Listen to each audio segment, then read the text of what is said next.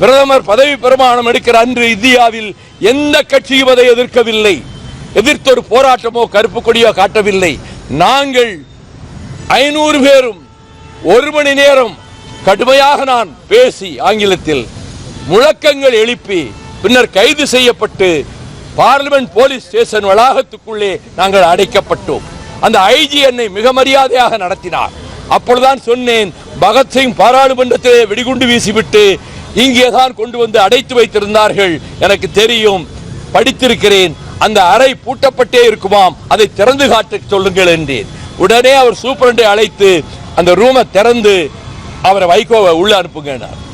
அந்த கதவை திறந்தார்கள்.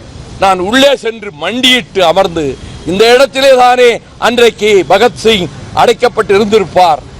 ஆகவே அந்த வீரன் பேரை சொன்னாலே நாடி நரம்புகளே மின்சாரம் பாயுமே.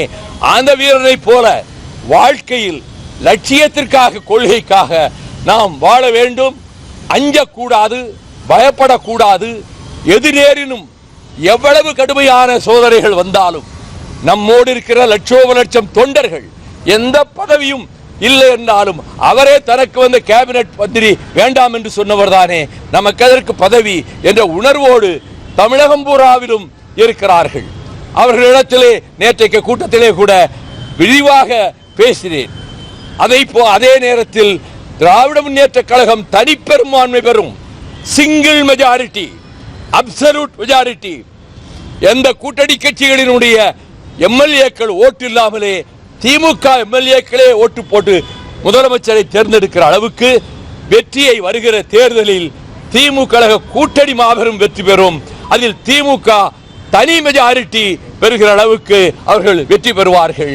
ஆகவே கூட்டணி அரசு என்ற எங்களை பொறுத்தமட்டில் அந்த நோக்கமும் இல்லை. அது சரியாக வருமா என்றால் பல பேர் சொல்வதை போல தமிழ்நாட்டு மக்கள் ஏற்றுக்கொள்ள மாட்டார்கள் என்று சொல்லி, ஆனால் கூட்டணி மாபெரும் வெற்றியை பெறும், திமுக தனி மெஜாரிட்டி பெறும் என்பதிலே நான் உறுதியாக இருக்கிறேன். வல்லவன் செயலி இப்போதே பதிவிறக்கவும்.